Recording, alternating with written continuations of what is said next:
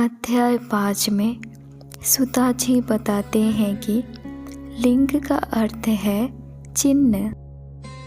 शिवलिंग भगवान शिव जी का निराकार और साकार दोनों स्वरूप का प्रतीक है और ये प्रतीक दिखाता है कि भगवान अनंत है, जिसका ना कोई आदि है और ना ही अंत। आदि का अर्थ होता है शुरुआत। इस अध्याय में शिवलिंग की स्थापना की विधि बताई गई है। शिवलिंग को हमेशा ऐसी जगह रखना चाहिए जो पवित्र हो और जहाँ शांति हो। शिवलिंग की नीचे की वेदी को माता पार्वती का स्वरूप माना जाता है और ऊपर के भाग को शिव जी का। इनका मिलन ही सृष्टि की उत्पत्ति का प्रतीक है। पूजा करते समय भक्त का मुख उत्तर या पूर्व दिशा की तरफ होना चाहिए। सुता जी बताते हैं कि पूजा 2 तरह से हो सकती है। 1 पंच उपचार, 2 षोडश उपचार। 5 मुख्य चीज़ों से जो पूजा होती है उसको पंच उपचार बोलते हैं। गंध, पुष्प, धूप, दीप और नैवेद्य से। 16 विधियों से और उससे थोड़ी विस्तार से जो पूजा होती है उसको षोडश उपचार कहा जाता है।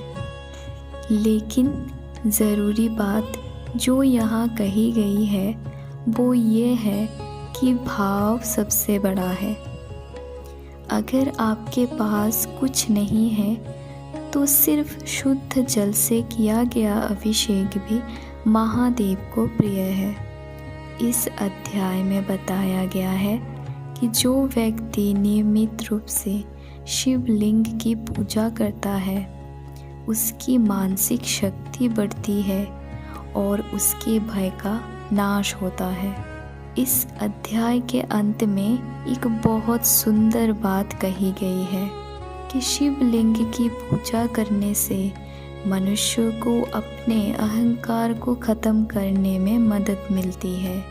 जैसे शिवलिंग पर जल चढ़ाया जाता है वैसे ही हमें अपना अहंकार त्याग कर विनम्र बनना चाहिए। अध्याय 6। इस अध्याय में ब्रह्मा जी और विष्णु जी के युद्ध के बारे में बताया गया है। ब्रह्मा जी और विष्णु जी के बीच इस बात को लेकर बहस हो गई कि सबसे बड़ा कौन है। ब्रह्मा जी का कहना था कि उन्होंने सृष्टि बनाई है इसलिए वो बड़े हैं। विष्णु जी का तर्क था कि वो सृष्टि का पालन करते हैं इसलिए वो श्रेष्ठ है। ये विवाद इतना बढ़ गया कि दोनों के बीच युद्ध शुरू हो गया।